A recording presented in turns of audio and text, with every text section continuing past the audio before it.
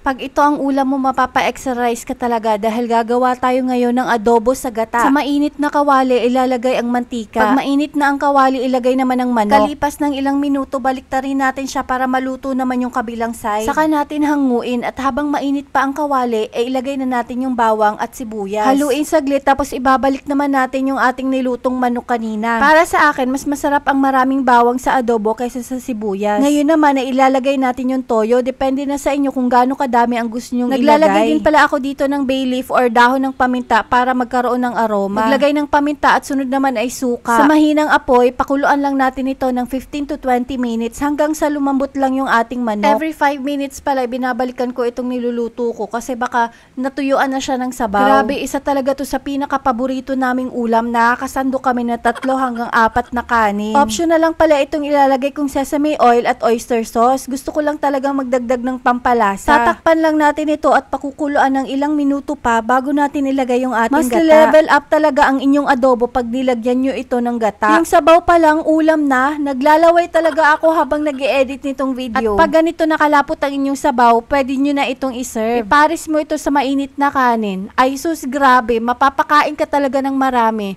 Kaya magluto ka na rin. Hanggang sa susunod na luto. Maraming salamat sa panonood.